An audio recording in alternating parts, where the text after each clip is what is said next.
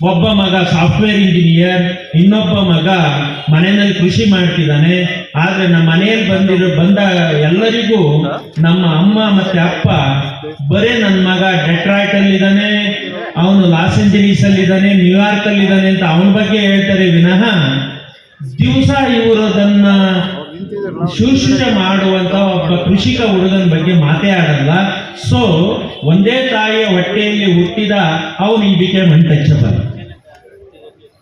ಅಂಬೇಡ್ಕರ್ ಪ್ರಕಾರ ಅನ್ಟಚಬಿಲಿಟಿ ಅಂತ ಹೇಳಿದ್ರೆ ನೀವು ಒಬ್ಬ ಸಾಫ್ಟ್ವೇರ್ ಎಂಜಿನಿಯರ್ಗೆ ಕೊಡುವ ಪ್ರಯಾರಿಟಿಯನ್ನ ನನ್ನ ಮನೆಯಲ್ಲಿ ಕೆಲಸ ಮಾಡ್ತಿರುವ ಒಬ್ಬ ಕೃಷಿಕ ತಮ್ಮನಿಗೆ ಎಲ್ಲಿವರೆಗೆ ಪ್ರಾಶಸ್ತ್ಯ ಕೊಡೋದಿಲ್ವೋ ಅಲ್ಲಿವರೆಗೆ there is no question of equality. ಇವತ್ತು ಸಮಾನತೆ ಅಂತ ಹೇಳಿದ್ರೆ ಸಮಾನ ಕೆಲಸಕ್ಕೆ ಸಮಾನ ವೇತನ ಬರೆದಿದ್ದೀವಿ, ಗಂಡ ಹೆಂಡತಿಗೆ ಒಂದೇ ಸಂಬಳ.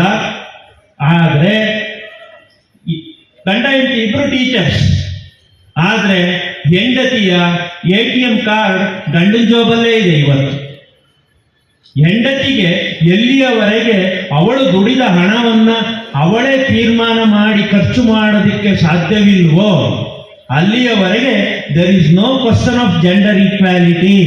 ಅವಳು ಬೆಳಗ್ಗೆ ಸ್ಕೂಲಿಗೆ ಹೊರಟು ಗಂಡನ ಹತ್ರ ಬಸ್ ಚಾರ್ಜಿಗೆ ದುಡ್ಡು ಕೊಡಿ ಅಂತ ಕೇಳುವಂತ ಸ್ಥಿತಿ ಎಲ್ಲಿವರೆಗೆ ಮಾಯ ಆಗೋದಿಲ್ವೋ ಅಲ್ಲಿಯವರೆಗೆ there is no question of equality. It is the base of the Ambedkar equality thoughts. ನೋಡಿ, ಅವರು ಜ್ಯೋತಿರಾವ್ ಬಾ ಫುಲೆ ಅವರನ್ನ ಮೆನ್ಷನ್ ಮಾಡ್ತಾ ಹೇಳ್ತಾರೆ, ಜ್ಯೋತಿರಾವ್ ಬಾ ಫುಲೆ ಅವರನ್ನ ಅವರು ಬಹಳ ಅಂಬೇಡ್ಕರ್ ಭಾವುಕರಾಗಿ, ಅಂಡ್ ದೆನ್ ಕಬೀರ್ ಅವರನ್ನು ಕೂಡ ಅಂಬೇಡ್ಕರ್ ಬಹಳ ಎಚ್ಚರಿಕೆಯಿಂದ ಅವರು, ಕಾರಣ ಅವರು ಚಿಕ್ಕವರಿದ್ದಾಗ ಕಬೀರ್ ಅವರ ಭಜನೆಗಳನ್ನ ಹಾಡ್ತಾರೆ. ಮೀರಾಬಾಯಿ ಅವರ ಅತ್ತೆ ಹೇಳ್ಕೊಡುವ ಸಂದರ್ಭದಲ್ಲಿಯೇ ಅಂಬೇಡ್ಕರ್ ಅವರ ಮೇಲೆ ಪ್ರಭಾವ ಆಗಿರುತ್ತೆ.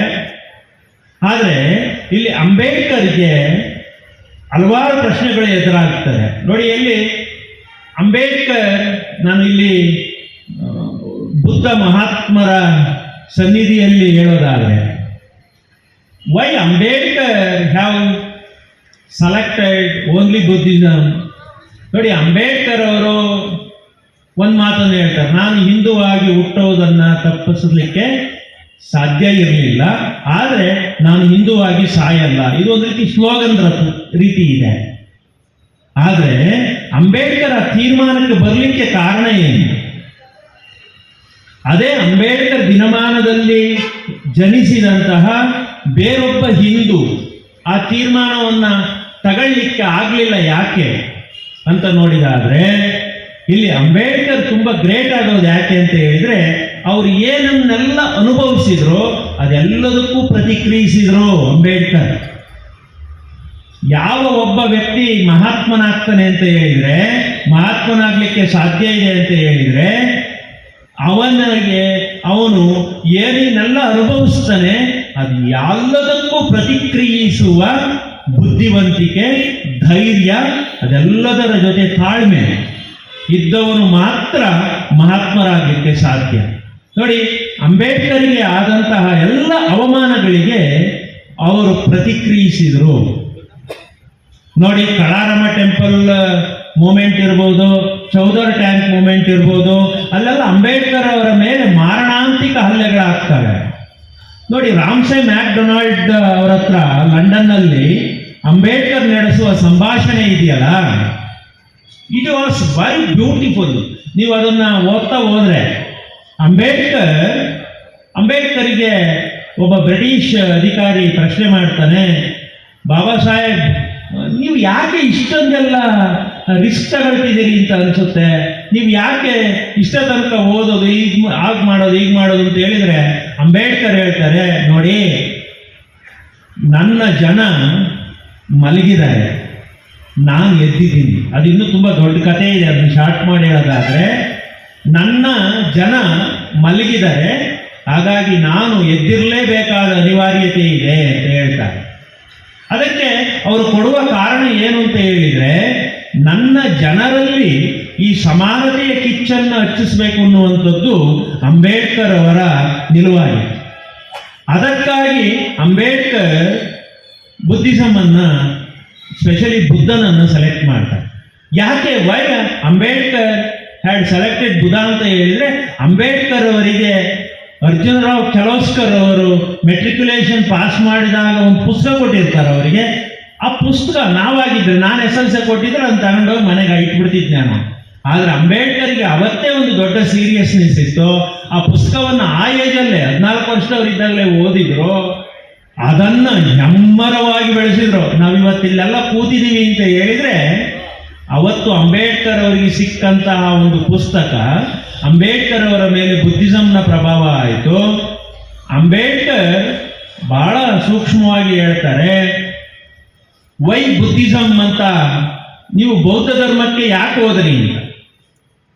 ನೋಡಿ, ಇವತ್ತು ಧರ್ಮದ ಬಗ್ಗೆ ದೊಡ್ಡ ಚರ್ಚೆ ಇದೆ. ಇವತ್ತು ಕೋಮುವಾದ ಎದ್ದು ನಿಂತಿದೆ.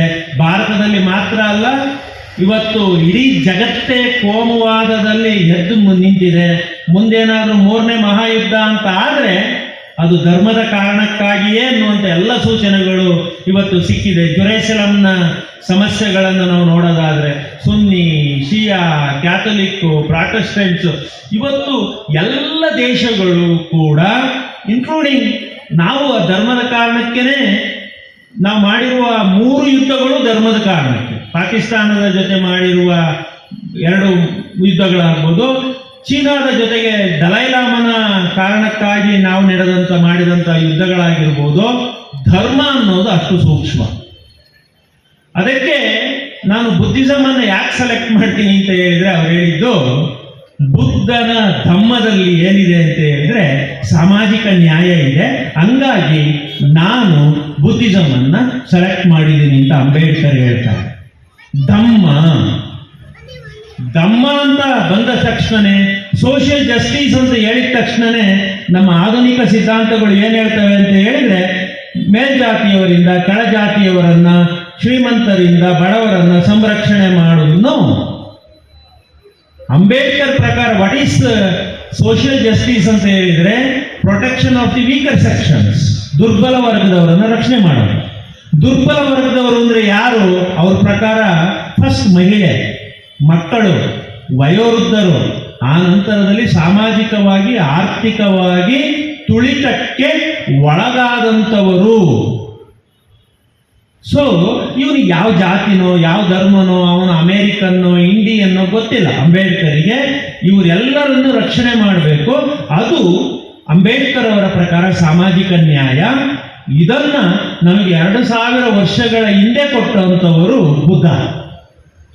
ನೋಡಿ, ಇವತ್ತು ಎಲಾನ್ ಮಸ್ಕ್ ದೊಡ್ಡವರಾಗಿದ್ದಾರೆ, ಆದರೆ ಎಲಾನ್ ಮಸ್ಕ್ ಆಗ್ಬೋದು, ಬೇರೆಯವರು ನಮ್ಮಲ್ಲಿರುವ ಅಂಬಾನಿಗಳಾಗ್ಬೋದು, ಯಾರೋ ಬಂದು ಈ ಬುದ್ಧ ವಿಹಾರದಲ್ಲಿ ಒಂದು ಊಟ ಮಾಡುವ ಸಾಧ್ಯತೆ ಇಲ್ಲದೆ ಇರಬಹುದು.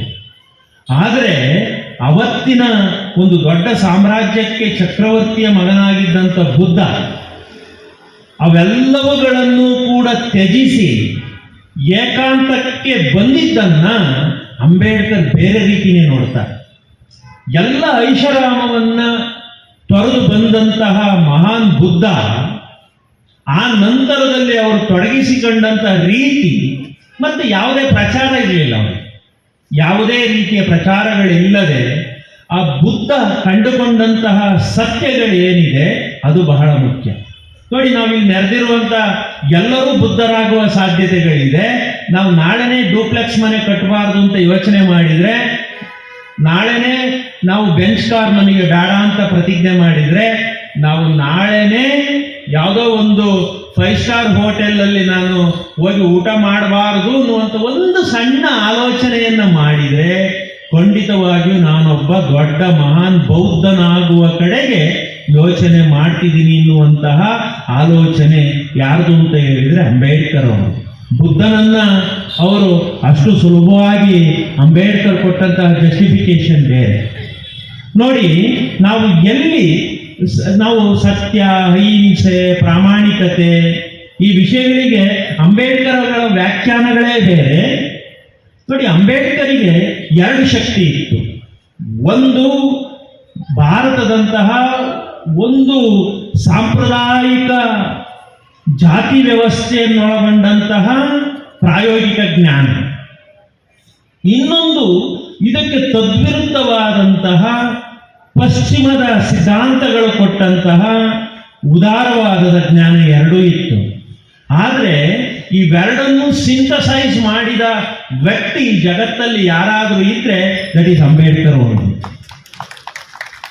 ಭಾರತದ ಅಂದ್ರೆ ನಮ್ಮ ಸಾಂಪ್ರದಾಯಿಕ ಜ್ಞಾನವನ್ನ ಮತ್ತೆ ಪಶ್ಚಿಮದ ಜ್ಞಾನಗಳನ್ನ ಒಟ್ಟಿಗೆ ತಂದು ಅದನ್ನು ಸಿಂಥಸೈಸ್ ಮಾಡಿ ಮೂರನೇ ಒಂದು ವಾದವನ್ನ ಇವತ್ತು ಹುಟ್ಟಾಕಿದ ವ್ಯಕ್ತಿ ಅಂಬೇಡ್ಕರ್. ಕಾರಣ ಯಾಕೆ ಅಂತ ಹೇಳಿದ್ರೆ, ಯುರೋಪಿನ ಲಿಬರಲಿಸಮ್, ಆಪ್ಸು, ಲಾಕು, ರೂಸೋ, ಜೆ.ಎಸ್. ಮಿಲ್ಲು, ಮಾಂಟೆಸ್ಕೋ, ರಾಶಿ ಜನ ಹೇಳಿದ ಲಿಬರಲಿಸಮ್ ಅನ್ನ ನಮ್ಮ ಆಳುವ ಸರ್ಕಾರಗಳು ತಂದು ಒತ್ತಾಕಿದ್ದು, ನಮ್ಮ ಈ ಸೋಷಿಯಲಿಸಮ್ ಅನ್ನ, ಯುರೋಪಿನ ಸೋಷಿಯಲಿಸಮ್ ಅನ್ನ ಭಾರತಕ್ಕೆ ತಂದು ಫಿಟ್ ಮಾಡಿದ್ದನ್ನ, ಯುರೋಪಿನ ಮಾರ್ಕ್ಸ್ ಹೇಳಿದ ಮಾರ್ಕ್ಸ್ವಾದವನ್ನ ಇಲ್ಲಿ ತಂದು ಫಿಟ್ ಮಾಡೋದು ಎಷ್ಟು ಸರಿ? It was the great query of doctor B R Ambedkar at the time of 1930s. 1930ರ ದಶಕದಲ್ಲಿ ಇಂಡಿಯನ್ ನ್ಯಾಷನಲ್ ಕಾಂಗ್ರೆಸ್ನ ಒಳಗೇನೆ ಇಂಡಿಯನ್ ಸೋಷಿಯಲಿಸ್ಟ್ ಪಾರ್ಟಿ ಅಂತ ಹುಟ್ಟುತ್ತೆ. ಅಲ್ಲಿ ಅದರೊಳಗೆ ದೊಡ್ಡವರು ಇರ್ತಾರೆ. ಅದ್ರ ಬಗ್ಗೆ ಅಂಬೇಡ್ಕರ್ಗೆ ದೊಡ್ಡ ತಕರಾರಿರುತ್ತೆ. ಅಂಬೇಡ್ಕರ್ಗೆ ಲಾಲಾ ಲಜಪತ್ ರಾಯ್ ಅಂತವರು ಅಂಬೇಡ್ಕರ್ ಅವರನ್ನ ಅಮೆರಿಕದಲ್ಲಿ ಹೋಗಿ ಇನ್ವೈಟ್ ಮಾಡ್ತಾರೆ. B join with us in Indian national movement, ಭಾರತದ ರಾಷ್ಟ್ರೀಯ ಚಳವಳಿಯಲ್ಲಿ ಭಾಗವಹಿಸ್ರಿ ಅಂತ. ಅಂಬೇಡ್ಕರ್ ಒಂದೇ ಮಾತಲ್ಲಿ ರಿಜೆಕ್ಟ್ ಮಾಡ್ತಾರೆ. ಭಾರತದಲ್ಲಿ ನಡೀತಾ ಇರುವುದು ಸ್ವಾತಂತ್ರ್ಯ ಚಳವಳಿನೇ ಅಲ್ಲ, ನೀವು ಅದನ್ನ ರಾಷ್ಟ್ರೀಯ ಚಳವಳಿ ಅಂತ ಕರಿಬೇಡಿ. ಯಾಕೆ ಅಂತ ಹೇಳಿದ್ರೆ, ಎಲ್ಲಿ ಸಾಮಾಜಿಕ ಸಮಾನತೆ ಇರೋದಿಲ್ವೋ ಅಲ್ಲಿ ರಾಜಕೀಯ ಸ್ವಾತಂತ್ರ್ಯಕ್ಕೆ ಅರ್ಥ ಇಲ್ಲ. The absence of social liberty and social equality, political liberty and equality is meaningless ಅಂತ ಹೇಳ್ತಾರೆ ಅಂಬೇಡ್ಕರ್. ಎಲ್ಲಿ ಸಾಮಾಜಿಕ ನಮ್ಮಲ್ಲಿ ಸಾಮಾಜಿಕ ಸಮಾನತೆ ಅಂತ ಹೇಳಿದ ತಕ್ಷಣನೇ ನೋಡಿ, ಒಬ್ಬ ಇಟಲಿಯ ಒಬ್ಬ ಚಿಂತಕ ಆಂಟೋನಿಯೋ ಗ್ರಾಮ್ಸ್ಕಿ ಅಂತ ಆತ ಒಂದೇ ಮಾತು ಹೇಳ್ತಾರೆ, ಜಗತ್ತಲ್ಲಿ ಸಮಾನತೆ ತರುವ ಶಕ್ತಿ ಇರುವುದು ಸಂವಿಧಾನ, ಅದು ಇದು ನಾವೇನೆಲ್ಲ ಕಾನೂನು, ಅದೆಲ್ಲದಕ್ಕಿಂತ ದೊಡ್ಡದು ಯಾವುದಕ್ಕೆ ಅಂತ ಹೇಳಿದ್ರೆ ಕಲ್ಚರ್, ಸಂಸ್ಕೃತಿ. ಅವರು ಅದನ್ನ ಕಲ್ಚರಲ್ ಹೆಜಮನಿ ಅಂತ ಕರೀತಾರೆ, ಸಾಂಸ್ಕೃತಿಕ ಆಧಿಪತ್ಯ. ಇವತ್ತು ನಮ್ಮನ್ನು ರೂಲ್ ಮಾಡ್ತಿರೋದು ಯಾರು ಅಂತ ಹೇಳಿದ್ರೆ, ನಾವೆಲ್ಲ ಅಂದ್ಕೊಂಡಿದ್ದೀವಿ ನಮ್ಮ ದೊಡ್ಡ ಸಂವಿಧಾನ ನಮ್ಮನ್ನ ರೂಲ್ ಮಾಡ್ತಿದೆ ಅಂತ. ಖಂಡಿತವಾಗಿಯೂ ನಮ್ಮ ಸಂವಿಧಾನವನ್ನ ರೂಲ್ ಮಾಡ್ತಿರೋದು ನಮ್ಮನ್ನ ರೂಲ್ ಮಾಡ್ತಿರೋದು ಗ್ರಾಮ್ಸ್ಕಿ ಹೇಳಿದಂತಹ ಕಲ್ಚರಲ್ ಹೆಜಮನಿ, ಸಾಂಸ್ಕೃತಿಕ ಆಧಿಪತ್ಯ, ಸಂಸ್ಕೃತಿಯ ಆಧಿಪತ್ಯ. ಅಂದ್ರೆ ನಾನು ಏನ್ ಹೇಳ್ತೀನಿ ಅಂದ್ರೆ, ಇಲ್ಲಿ ನಮ್ಮ authority is controlled by home. ಇದನ್ನ ನಾನು ತುಂಬಾ ಸೂಕ್ಷ್ಮವಾಗಿ, ಕಾರಣ ಯಾವುದೇ ಒಂದು ವಿಷಯವನ್ನ ನಾವು ಇವತ್ತು ಹೇಳ್ತೇವೆ ವಾಕ್ ಸ್ವಾತಂತ್ರ್ಯ, ನಾನಿಲ್ಲಿ ನಿಂತಿದ್ದೀನಿ, ಖಂಡಿತವಾಗಿಯೂ ನನಗೆ ವಾಕ್ ಸ್ವಾತಂತ್ರ್ಯ ಇದೆಯಾ ಅಂತ ಕೇಳಿದ್ರೆ ನನಗೆ ವಾಕ್ ಸ್ವಾತಂತ್ರ್ಯ ಇಲ್ಲ.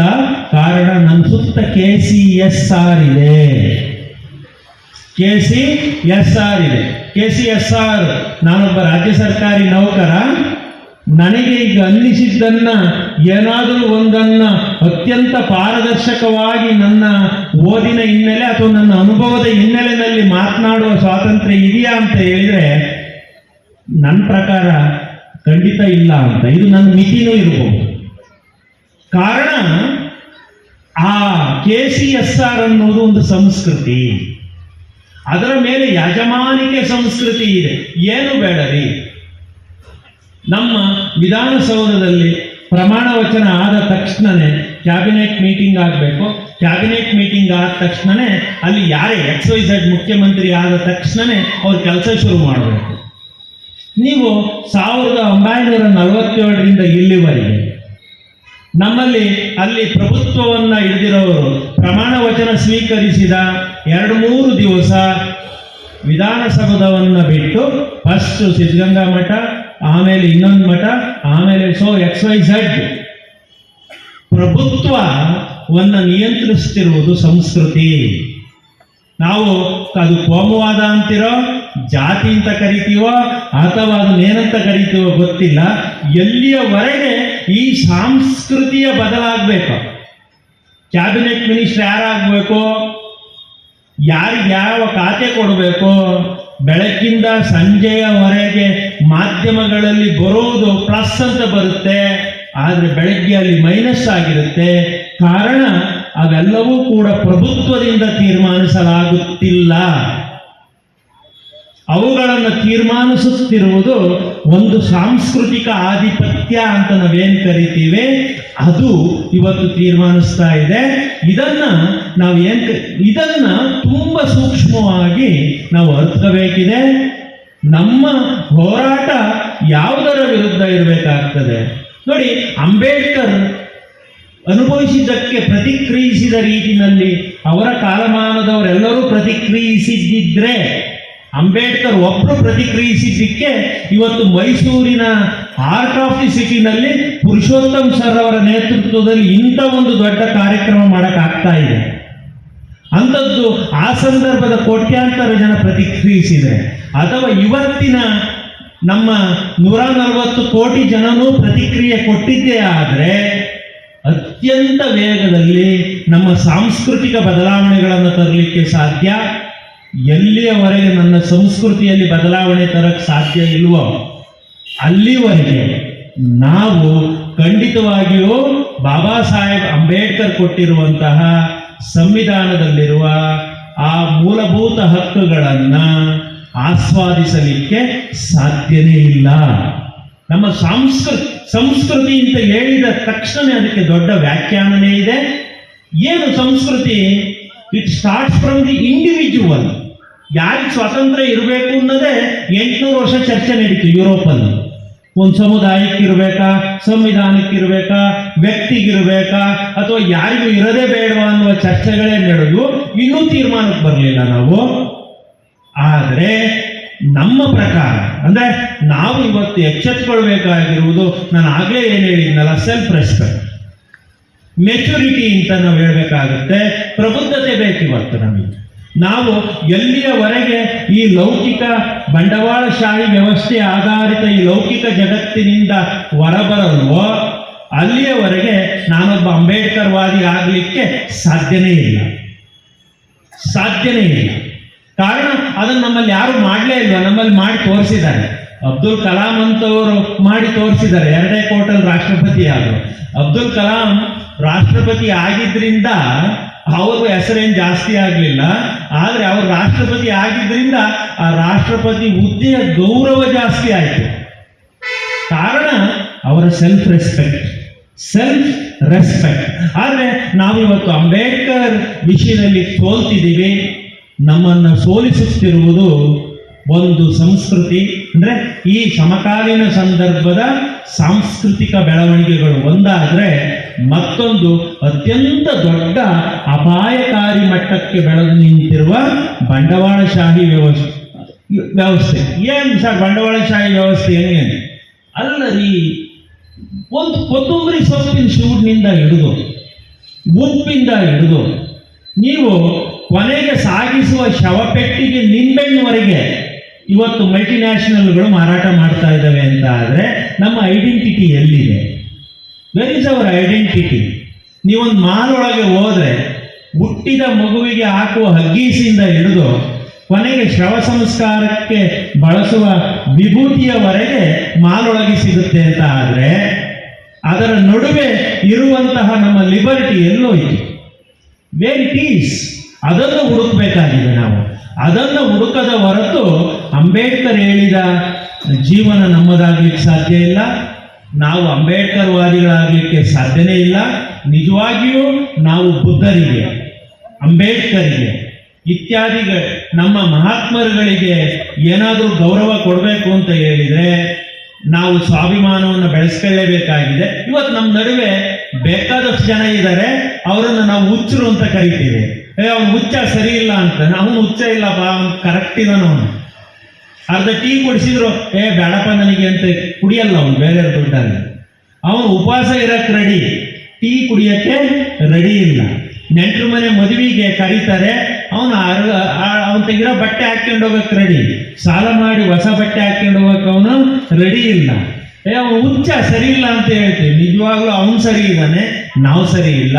ಹಾಗಾಗಿ ಅಂಬೇಡ್ಕರ್ ಅವತ್ತು ಮನಸ್ಸು ಮಾಡಿದ್ರೆ London school of economics and politics ಅಲ್ಲಿ ಅಲ್ಲೇ ಉಳಿಬೋದಿತ್ತು, ಕೇಂಬ್ರಿಡ್ಜಲ್ಲೇ ಉಳಿಬೋದಿತ್ತು, ಕೊಲಂಬಿಯಾದಲ್ಲಿ ಉಳಿಬೋದಿತ್ತು. ಭಾರತ ರತ್ನ ಏನು ನೋಬೆಲ್ಲೇ ಸಿಕ್ತಿತ್ತೋ ಏನೋ ಗೊತ್ತಿಲ್ಲ ಅವರ ವಿದ್ವತ್ತಿಗೆ. ಆದ್ರೆ ಅಂಬೇಡ್ಕರ್ ಭಾರತಕ್ಕೆ ಬಂದ್ರು ಕಾರಣ because for is self respect. ನನ್ನ ಜನದ ಸ್ವಾಭಿಮಾನವನ್ನು ಬಡಿದೆಬ್ಬಿಸ್ಬೇಕು. ಸರೋಜಿನಿ ದೇವಿ ನಾಯ್ಡು ಮುಂದೆ ಹೇಳ್ತಾರೆ, ಅಂಬೇಡ್ಕರ್ ಪೂನಾ ಫ್ಯಾಕ್ಟ್ರಿಗೆ ಸಂಬಂಧಿಸಿದಂತೆ ಸರೋಜಿನಿ ದೇವಿ ನಾಯ್ಡು ಕನ್ವಿನ್ಸ್ ಮಾಡ್ಲಿಕ್ಕೆ ಹೋಗ್ತಾರೆ ಬಾಂಬೆನಲ್ಲಿ ಅಂಬೇಡ್ಕರ್ ಸರೋಜಿನಿ ದೇವಿ ನಾಯ್ಡು ಅವ್ರ ಜೊತೆ ಮಾತನಾಡುವ ಮಾತುಗಳಿದೆಯಲ್ಲ, ನನ್ನ ಜನರ ಜೀವವನ್ನು ಕಿತ್ತಾಕ್ತಿದ್ದೀನಿ. ಸೊ ಅಲ್ಲಿ ನಾನು I did not mention Gandhi and Ambedkar and other things. ಆದರೆ ಅಂಬೇಡ್ಕರ್ ಎತ್ತಿದ ಪ್ರಶ್ನೆಗಳಿತ್ತಲ್ಲ, ಗಾಂಧಿ ಕೊನೆವರೆಗೂ ಉತ್ತರ ಕೊಡ್ಲಿಕ್ಕಾಗಲಿಲ್ಲ. ನಾನು ಈ ಪುಸ್ತಕವನ್ನು ಹಂಗೆ ನೋಡಿದೆ. ಈ ಪುಸ್ತಕದಲ್ಲಿ 10 ವಿಷಯಗಳನ್ನು ಎತ್ತಿದ್ದಾರೆ, ಸುಳ್ಳುಗಳನ್ನ. ಇದಕ್ಕೆ ನನಗನ್ನಿಸ್ತದೆ ಈ ಪುಸ್ತಕದಲ್ಲಿರುವ ಒಂದೊಂದು ಪ್ರಶ್ನೆಗಳಿಗೆ ಒಂದು 10,000 ಪುಟಗಳನ್ನು ಬರೆದ್ರು ಸಾಲದು ಅಂತ 10 ಪ್ರಶ್ನೆಗಳನ್ನ ಇದರಲ್ಲಿ ಎತ್ತಿದ್ದಾರೆ. ಖಂಡಿತವಾಗಿಯೂ ಆ 10 ಪ್ರಶ್ನೆಗಳನ್ನ ಸರ್ ಇನ್ನು ಮುಂದುವರಿಸಲಿ, ಅದಕ್ಕೆ ಸಂಬಂಧಿಸಿದಂಥ ಜ್ಞಾನವನ್ನ ನಮ್ಮೆಲ್ಲರಿಗೆ ಉಣಬಡಿಸಲಿ ಅಂತ ಹೇಳ್ತಾ, ಈ ಸಮಾರಂಭದಲ್ಲಿ ನನ್ನನ್ನು ನನಗೆ ಖಂಡಿತ ಇವತ್ತು ಅತ್ಯಂತ ಸಂತೋಷ ಆಗಿದೆ. ಕಾರಣ ಇಂಥ ಪ್ರಕೃತಿಯ ಮಧ್ಯೆ ಯಾವುದೇ ಆಡಂಬರವಿಲ್ಲದ ಒಂದು ಸುಂದರ ಸಂಜೆ, ಅತ್ಯಂತ ಹೆಚ್ಚು ಆಸಕ್ತಿ ಇರುವಂತಹ ಒಂದು ಸಮಾರಂಭದಲ್ಲಿ ಭಾಗವಹಿಸಿ ತೃಪ್ತಿ. ಕಾರಣ ನಾವು ನಮ್ಮ ಶೈಕ್ಷಣಿಕ ಮಟ್ಟದಲ್ಲಿ 100 ವಿಚಾರಗೋಷ್ಠಿಗಳಿಗೆ ಹೋಗ್ಬೋದು, ಅಲ್ಲಿನ ಕಾಂಟೆಕ್ಸ್ಟೇ ಬೇರೆ. ಆದರೆ ಇಲ್ಲಿ ನನಗೆ ಇವತ್ತು ಅತ್ಯಂತ ತೃಪ್ತಿ ತಂದಿದೆ ಅಂತ ಹೇಳ್ತಾ, ಈ ಅವಕಾಶವನ್ನು ಒದಗಿಸಿದ್ದಕ್ಕಾಗಿ ಪುರುಷೋತ್ತಮ್ ಸರ್ಗೆ ಪದೇ ಮತ್ತೊಮ್ಮೆ ನಮಸ್ಕಾರಗಳನ್ನು ತಿಳಿಸ್ತಾ, ಇಲ್ಲಿ ನೆರೆದಿರುವಂಥ ಎಲ್ಲ ಆಡಿಯನ್ಸ್ಗಳಿಗೆ, ಕಾರಣ ಅಂಬೇಡ್ಕರ್ ಥಾಟ್ಸ್ ಇದೆಯಲ್ಲ, ಅದೊಂದು ಸಮುದ್ರ ಇದ್ದಂತೆ. ಅದಕ್ಕೆ ಒಂದು ಹನಿ ನೀರು ಹಾಕಿದ್ರೆ ಅದು ಜಾಸ್ತಿ ಆಗಲ್ಲ, ಅದ್ರದ್ದೊಂದು ಹನಿ ನೀರು ತಕ್ಕೊಂಬಂದ್ರೆ ಅದು ಕಡಿಮೆ ಆಗಲ್ಲ. ಹಂಗೆ ನನ್ನಂಥ ಬಾಲಂಗೋಚಿಗಳು ಕೋಟ್ಯಾಂತರ ಜನ ಮಾತಾಡಿದ್ರು ಕೂಡ ಅಂಬೇಡ್ಕರ್ ವಿಷಯದ ಒಳಗೆ ಪ್ರವೇಶ ಮಾಡಲಿಕ್ಕೇನೆ ಸಾಧ್ಯ ಇಲ್ಲ. ಅಂಥ ದೊಡ್ಡ ಓಷನ್ ಅದು, ಅಂಥ ದೊಡ್ಡ ಮಹಾಸಮುದ್ರ ಅಂತ ಹೇಳ್ತಾ, ಅಂಥ ಕಡೆ ಮಾತನಾಡ್ಲಿಕ್ಕೆ ಒಂದು ಸಣ್ಣ ಅವಕಾಶ ಕೊಟ್ಟಂತ ಸಂಘಟಕರಾದ ಪುರುಷೋತ್ತಮ್ ಸರ್ ಹಾಗೂ ಇಲ್ಲಿ ಎಲ್ಲರಿಗೆ ವಂದಿಸುತ್ತಾ ನನ್ನ ಮಾತುಗಳನ್ನು ಮುಗಿಸ್ತೇನೆ. ನಮಸ್ಕಾರ. Thank you. One and all.